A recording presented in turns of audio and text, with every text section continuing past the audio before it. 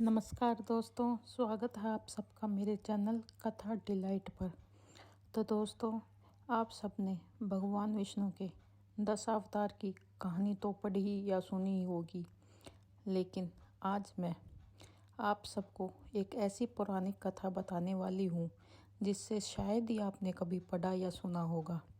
तो हम बात करते हैं भगवान विष्णु और गरुड़ की पौराणिक कथा के बारे में। ऋषि कश्यप की कई पत्नियां थी, जिसमें से 2 वनिता और कद्रु थी। ये दोनों ही बहनें थी जो एक दूसरे से बहुत ईर्ष्या रखती थी। दोनों के पुत्र नहीं थे, तो पति कश्यप ने दोनों को पुत्र के लिए एक वरदान दे दिया। वनिता ने 2 बलशाली पुत्र मांगे, जबकि कद्रु ने 1000 सर्प पुत्र रूप में मांगे, जो कि अंडे के रूप में जन्म लेने वाले थे। सर्प होने के कारण कद्रु के 1000 बेटे अंडे से उत्पन्न हुए और अपनी माँ के कहे अनुसार काम करने लगे। दोनों बहनों में शर्त लग गई कि जिसके पुत्र बलशाली होंगे, हारने वाले को उसकी दास्ता स्वीकार करनी होगी। इधर सर्प ने जो जन्म ले लिया था, लेकिन वनिता के अंडों से भी अभी कोई पुत्र नहीं निकला था। इसी जल्दबाजी में वनिता ने एक अंडे को पकने से पहले ही फोड़ दिया। अंडे से अर्ध विकसित बच्चा निकला, जिसका ऊपर का शरीर तो इंसानों जैसा था, लेकिन नीचे का शरीर अर्ध पक्व था, यानी आधा पका हुआ था। इसका नाम था अरुण। अरुण ने अपनी माँ से कहा कि पिता के कहने के बाद भी आपने धैर्य खो दिया और मेरे शरीर का विस्तार नहीं होने दिया। इसलिए मैं आपको श्राप देता हूँ कि आपको अपना जीवन एक सेवक के तौर पर बिताना होगा। अगर दूसरे अंडे में से निकला उनका पुत्र उन्हें इस श्राप से मुक्त ना करवा सका, तो वह आजीवन दासी बनकर रहेगी। भय से विनीता ने दूसरा अंडा नहीं फोड़ा और पुत्र के शाप देने के कारण शर्त हार गई और अपनी छोटी बहन की दासी बनकर रहने लगी। बहुत लंबे काल के बाद दूसरा अंडा फूटा और उसमें से एक विशालकाय गरुड़ निकला, जिसका मुख पक्षी की तरह और बाकी शरीर इंसानों की तरह था। हालांकि उनकी पसलियों से जुड़े उनके विशालकाय पक्ष भी थे।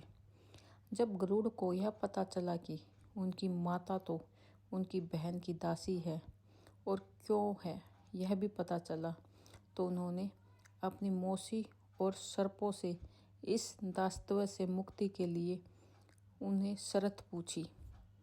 सर्पों ने विनीता की दासता की मुक्ति के लिए अमृत मंथन से निकला अमृत मांगा। अमृत लेने के लिए गरुड़ स्वर्गलोक की तरफ चल पड़ा। देवताओं ने अमृत की सुरक्षा के लिए 3 चरणों की सुरक्षा कर रखी थी। पहले चरण में आग की बड़े पर्दे बिछा रखे थे। दूसरे में घातक हथियारों की आपस में घर्षण करती दीवार थी और अंत में 2 विषैले सर्पों का पहरा। वहां तक भी पहुंचने से पहले देवताओं से मुकाबला करना था। गरुड़ सबसे भिड़ गए और देवताओं को बिखेर दिया।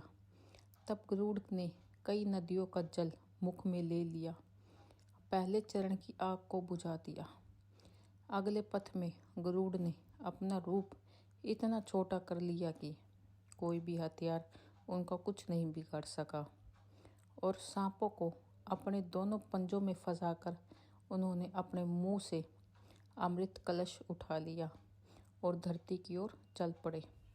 लेकिन तभी रास्ते में भगवान विष्णु प्रकट हुए और गरुड़ के मुंह से अमृत कलश होने के बाद भी उसके प्रति मन में लालच न होने से खुश होकर गरुड़ को वरदान दिया कि जो आजीवन अमर हो जाएंगे। तब गरुड़ ने भी भगवान को एक वरदान मांगने के लिए बोला, तो भगवान ने उन्हें अपनी सवारी बनने का वरदान मांगा। इंद्र ने भी गरुड़ को वरदान दिया कि वो सांपों को भोजन के रूप में खा सकेगा। इस पर गरुड़ ने भी अमृत सुकुशल वापसी का वादा किया। अंत में गरुड़ ने सर्पों का अमृत सौंप दिया और भूमि पर रखकर कहा कि यह रहा अमृत कलश। मैंने यहाँ इसे लाने का अपना वादा पूरा किया और अब यह आपके सुपुर्द हुआ। लेकिन इसे पीने के बाद आप सभी स्नान करें तो अच्छा होगा।